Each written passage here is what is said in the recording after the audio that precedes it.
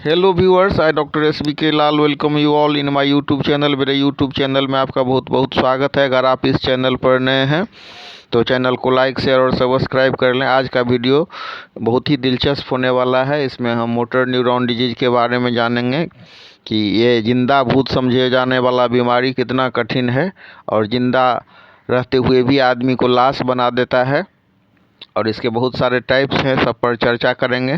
मुख्य रूप से ये ब्रेन से रिलेटेड बीमारी है। हम लोग जानते हैं कि इस सदी के सबसे प्रख्यात वैज्ञानिकों में से एक स्टीफन हॉकिंस को ये बीमारी लग गई थी और पूरा कुर्सी पर वो ऐसे बैठे हुए रहते थे, न चल सकते थे, न बोल सकते थे, न खा सकते थे। कितना कठिन ये बीमारी है जिसमें कि आदमी जिंदा लाश जैसा बन जाता है।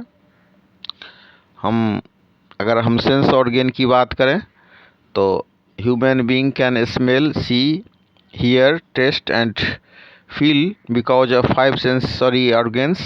These sense organs collect information and send it to the brain for processing. If any one of them is not working properly, you would not be able to either smell, see, hear, taste or feel depending on the sense organ involved. तो हम sense organ से ही सारे चीज़ की अनुभूति कर पाते हैं। तो दिक्कत तब होता है जब ब्रेन सेंस ऑर्गन को या तो निर्देश नहीं दे पाता है, या वहाँ तक मैसेज नहीं आ पाए, या मैसेज आए तो उसका इम्प्लीमेंटेशन ये नस नहीं कर पाए, तो हम कहते हैं कि नस कमज़ोर हो गया है। न्यूरोलॉजिस्ट को दिखलाते हैं, तरह तरह के उपाय करते हैं और बीमारी बढ़ती जाती है। अब आप समझ सकते हैं कि इतना महान जो वैज्ञानिक हुए, क्या उनका इलाज नहीं हुआ होगा? उनको न्यूरोलॉजिस्ट नहीं देखे होंगे? तो न्यूरोलॉजिस्ट की भी एक सीमा होती है, लेकिन होम्योपैथिकली हम इस बीमारी को बहुत आराम से ठीक कर सकते हैं।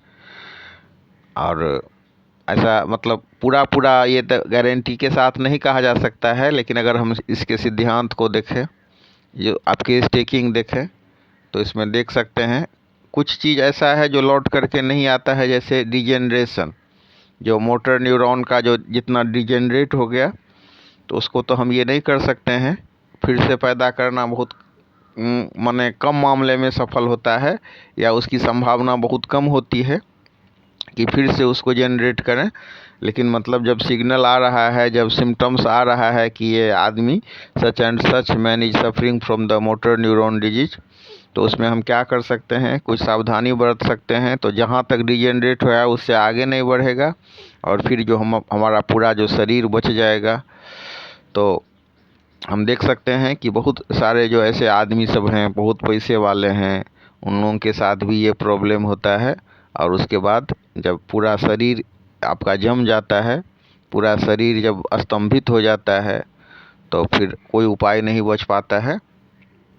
तो मुख्य रूप से जो हम मोटर न्यूरॉन डिजीज़ की जब बात करते हैं तो देखते हैं कि अंग का संचालन नहीं हो पाता है, ऐच्छिक रूप से नहीं हो पाता है। और इसका जो कोई एज बैरियर नहीं है, बच्चा से लेकर के बूढ़ा तक हो सकता है। ज़्यादातर मामले में हम देखते हैं कि उम्र दराज लोगों पर ही इसका अटैक होता है, लेकिन कई ऐसे भी मामले हैं जिसमें बच्चा सभी प्रभावित होता है। आप ऐसा नहीं है कि दुबला है या पतला है या कमज़ोर है वही प्रभावित होगा। कई बार आप देख सकते हैं कि मोटा थुलथुल या खूब हिष्ट पुष्ट बाहर से स्वस्थ दिखने वाला आदमी वो भी शिकार हो जाता है इस बीमारी का। तो इसके अलग अलग टाइप्स हैं। कुछ टाइप्स में आप देखेंगे कि उसका जो ऑर्गेन सब है वो काम कर रहा है, वो हंस रहा है, बोल रहा है, बाज रहा है, और मतलब जो दैनिक क्रिया की गतिविधि कर रहा है। लेकिन कुछ खास मामले में जो है सो वो असंतुलित हो जाता है, कुछ खास मामले में वो को परफॉर्म नहीं कर पाता है। तो ये सारा जो खेला है वो नर्व्स, मोटर न्यूरॉन का है, नर्व्स का है, और हमारे सेंस ऑर्गेन का है, जहाँ तक मैसेज जाता है काम करने के लिए। तो ज़रूरी है, आज का ये वीडियो बहुत ही महत्वपूर्ण है। लेकिन मेरा ऐसा सलाह है, मेरी ये प्रार्थना है कि आप सेल्फ मेडिकेशन से बचें। कुशल चिकित्सक के निर्देशन में आप इसका इलाज कराएं, क्योंकि होम्योपैथी में हम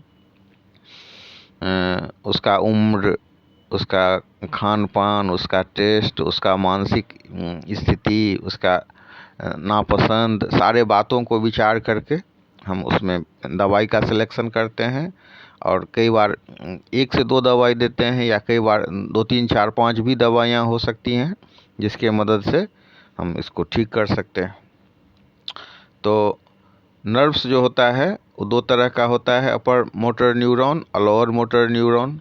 तो ये जो अपर मोटर न्यूरॉन होता है वो ब्रेन में होता है और लोअर मोटर न्यूरॉन जो होता है स्पाइनल कॉर्ड में होता है। तो अपर मोटर न्यूरॉन के द्वारा हम मसल को भेजते हैं माने नीचे की ओर स्पाइनल कॉर्ड में, और स्पाइनल कॉर्ड से जो हम मैसेज भेजते हैं शरीर के अलग अलग अंगों में तो होता है लोअर मोटर न्यूरॉन के द्वारा। अब इसमें जो ये मोटर न्यूरॉन है वो कई तरह के होते हैं, जैसे मतलब एमियोट्रोपिक लेटरल स्क्लेरोसिस या मतलब प्राइमरी लेटरल स्क्लेरोसिस या प्रोग्रेसिव बल्बर या स्पाइनल मस्कुलर एट्रोपी या प्रोग्रेसिव मस्कुलर एट्रोपी। तो अलग अलग जो इसका टाइप्स है तो डिपेंड करता है कि कौन सा नर्व्स प्रभावित हो रहा है, उसी के आधार पर इसको कैटेगराइज किया जा सकता है, इसको हम समझ सकते हैं और नाम दिया जा सकता है। तो अपर मोटर न्यूरॉन में हम देखते हैं कि उसका ब्रेन टू स्पाइनल कॉर्ड वो मैसेज को भेजता है, और लोअर मोटर न्यूरॉन का काम होता है स्पाइनल कॉर्ड से मस्कुलर का जो अलग अलग मस्कुलर है मसल्स है मांसपेशी है वहाँ तक भेजना। और मुख्य रूप से अगर हम संक्षेप में कहें तो ये डिजेनरेटिव डिसऑर्डर है, चलने फिरने, काम करने, भोजन करने, निगलने, किसी चीज़ को पकड़ने में या मतलब उठाने में दिक्कत होती है, तो ये सब होता है। कई बार हम पैरालिसिस जैसा भी सिम्टम्स देख सकते हैं, हाथ पाँव देखने में बाहर से एकदम ठीक है लेकिन अंग संचालन नहीं होता है। तो सेंसरी जो नर्व्स होता है वो प्रभावित होता है और मतलब कई बार वो काम नहीं करता है या कई बार पार्टिकुलर सेंस ऑर्गन हमारा काम नहीं करता है और हम इस बीमारी से ग्रसित होते हैं। और होम्योपैथी की माने तो होम्योपैथी में जो सिफिलिटिक दोष होता है that syphilitic factor is responsible for the degeneration. कोई भी अंग हमारा जो शिथिल हो जाता है तो उसमें मुख्य भूमिका होती है सिफिलिटिक दोष की, सिफिलिटिक मियाज्म की। तो आप उसको चेक भी कर सकते हैं कि सिफिलिटिक जो सिम्टम्स होता है या सिफिलिटिक जो दोष होता है उसका साइन जी पर भी आता है। और इसका प्रोमिनेंट लक्षण होता है कि शाम के बाद तकलीफ में वृद्धि। तो लक्षण की बात करें तो वही है किसी चीज़ को उठाने में, पकड़ने में, चलने में, बात करने में, और श्वास कष्ट हो सकता है, संतुलन साधने में दिक्कत हो सकती है। और बीमारी का असर कई बार हम देख सकते हैं कि सेंसरी नर्व्स पर नहीं भी होता है, सिर्फ मसल रिलेटेड जो जिस मसल से रिलेटेड नर्व होता है वो प्रभावित होता है। तो इस बातों को ध्यान में रख करके हम इसका सिम्टम्स ले सकते हैं, उसका फाइल बनाते हैं होम्योपैथी में और फिर उस हिसाब से उसका इलाज करते हैं। और अगर मतलब दवाई की बात करें तो हमने देखा है कि कई मामले में जेलसीमियम 30 सुबह शाम और मैग्नीशिया फॉस 30 पावर में दोपहर रात देने से काफ़ी अधिक फ़ायदा होता है। और इसके साथ एक नर्व्स और ब्रेन का टॉनिक होता है 5 फॉस। तो 5 फॉस को शुरू में हम 3x पावर में देते हैं, जिसमें calcarea phos, kali phos, mag phos, natrum phos, ferrum phos ये रहता है, 5 गो फॉस रहता है, काली फॉस। और ये सब को देने के बाद धीरे धीरे ब्रेन का भी कैपेसिटी बढ़ता है और पेशेंट ठीक होने लगता है। उसके अलावा जैसा मैंने चर्चा किया कि सिफिलिटिक जो दोष होता है वो मेन रिस्पॉन्सिबल फैक्टर होता है। तो जो एंटी सिफिलिटिक दवाई है जैसे सिफलिनम हो गया या मतलब सिपिया हो गया तो उसको हम देख करके जज करते हैं और फिर देते हैं। कई बार मार्क्सोल देने की आवश्यकता होती है तो इन दवाई की मदद से हम उसको देते हैं और डोज निर्धारित करते हैं पेशेंट के उम्र के हिसाब से, तकलीफ़ के हिसाब से और पावर के हिसाब से। अगर हम हाई पावर में दवाई दे रहे हैं तो हम उसको बार बार नहीं दोहराते हैं, और अगर मतलब लो पावर में देते हैं तो फिर उसको दोहरा भी सकते हैं। तो एक कॉन्स्टिट्यूशनल मेडिसिन होता है और एक मियाज़मेटिक मेडिसिन होता है जिसका उपयोग करके हम दवाई को दे सकते हैं और बीमारी को ठीक कर सकते हैं। और कुछ मामले में हम देखते हैं कि ये केस क्रिटिकल हो जाता है और मतलब बीमारी पुरानी हो जाती है। तो क्रोनिक केस में इलाज करने का एक अलग ये होता है, इसमें हमको बीमारी को रोकना भी है और फिर इसको ठीक भी करना है। तो उसी कड़ी में एक बहुत ही एक्सेलेंट मेडिसिन है प्लम्बम मेटालिकम, जिसको हम 30 पावर से शुरू करते हैं और धीरे धीरे 1 ml 10 ml तक cm तक देते हैं। लेकिन मतलब ये डीप एक्टिंग दवाई के श्रेणी में आता है और इसको हम बार बार रिपीट नहीं करते हैं। इसमें अगर हम सिम्टम्स की बात करें तो हाथ में, पाँव में, या मतलब भोजन करने में, चलने में, निगलने में परेशानी हो सकती है। आदमी का पलक, आँख का जो पलक है वो प्रभावित हो सकता है, पलक नहीं झपकता है या मतलब झपकते रहेगा, उस पर नियंत्रण नहीं रहेगा, ब्लिंकिंग ऑफ आइज हो जाएगा। भोजन करते समय हम देखेंगे कि भोजन सरक गया है, मतलब भोजन को जाना चाहिए भोजन नली में, तो जा करके जो वायु का नली है उसमें चला जाएगा। फिर एक दूसरी दवाई इसमें है जो रूटीन तौर पर लोग देते हैं, वो है कस्टिकम।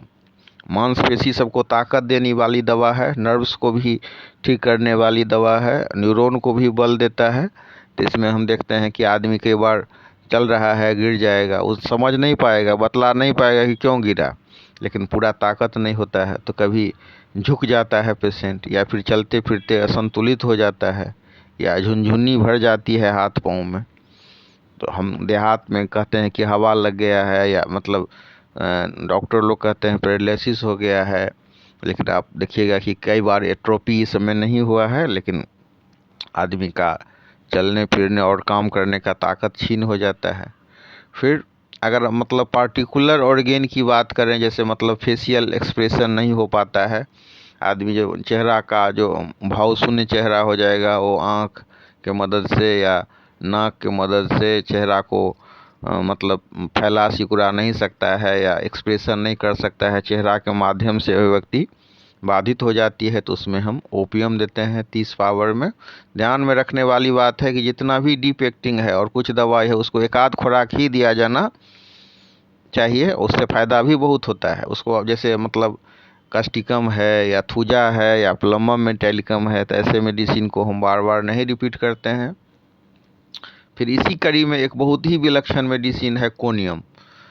पाँव का जो मसल्स है वो काम नहीं करे, या फूड पाइप वाला जो मसल है वो काम नहीं करे, भोजन निगलने में परेशानी हो, तो इसमें हम कोनियम देते हैं 30 पावर में, सुबह शाम देते हैं। और इसके साथ जेल्सीमियम या कोकुलस जैसा मेडिसिन भी हम इसको जोड़ देते हैं। और मतलब सिंगल मेडिसिन जब हम कोनियम देते हैं तो बार बार इसको रिपीट नहीं करने की सलाह दी जाती है, क्योंकि ऐसा करने से बीमारी बढ़ जाती है। तो इसके अलावा भी हम देख सकते हैं कि कुछ कुछ खास मेडिसिन है जिसका प्रयोग बहुत ज़्यादा होता है, जैसे मतलब लेकेसिस हो गया, या ओल्ड एज में अगर मतलब प्रभावित हो रहा है तो बेरेटा कार्ब हो गया, या इसी हिसाब से कुछ और भी दवाई है। माने बोलने पर अगर हो रहा है इसका बीमारी का अटैक, हकला रहा है पेशेंट, तो हम स्ट्रामोनियम देते हैं। इस तरह से हम इसका इलाज कर सकते हैं, लेकिन इलाज कुशल डॉक्टर के निर्देशन में ही करें, ताकि कुशल डॉक्टर के निर्देशन में अगर हम इसका इलाज कराते हैं तो फ़ायदा भी होता है। लेकिन प्रॉपर डायग्नोसिस होना चाहिए, और जो डॉक्टर अनुभवी होना चाहिए, और आपके लिए वो मेहनत करे, पूरा हिस्ट्री ले, और प्रॉपर ढंग से अगर दवाई का सिलेक्शन हो जाता है तो बहुत ही चमत्कार जैसा आप अनुभव करेंगे और आपका भलाई भी होगा।